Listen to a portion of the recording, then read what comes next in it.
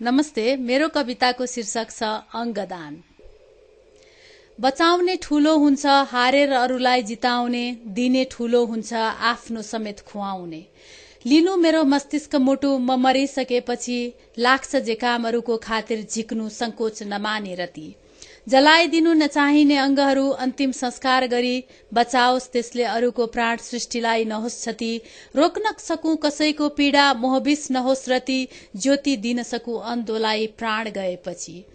बाँचुन्जेल लागोस् चित्त लोक कल्याणमा, उठाउन सकूं सबलाई आफू भासिए पनि। मृतक झैं बाँच्नु नपरोस् कुनै घडी, दान दिउँ सब अंग मृत्यु पर्यन्त अरूलाई चाहिने जति।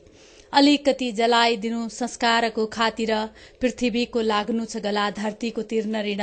ज्ञान धन भन्दा अंगदान अर्थपूर्ण, मूल्य हुन्न यसको लिएर भन्दा दिएर मात्र हुन्छ मान्छे ठूलो। भड्किलो आडम्बर नहोस् सशास्त्र बचाइकन, मृत्यु संस्कारको दिव्यता झल्काउनु छ गरी अंगदान। दिन्छु अंगदान मृत्यु पर्यन्त केही, जलाइदिनु उपयोग नहुने अंग जति। बचाउनु पो मानव धर्म हो यो जली जाने शरीर, दियौं दान अंगहरू उपकार खातिर। आउँदै होला शरीर प्राण त उडिगो, मुटु मस्तिष्क त्यही धरतीमा दान दिए छुटिगो। होला अब के म पूर्ण अर्को जुनीमा भनी शंका नलिनु ज्ञानीले, खरानी हुने त्यो अंगले प्राण कसैको रुकिगो। त्यो भन्दा ठूलो धर्म के होला, जुन शरीरको ईश्वरको उपहार थियो।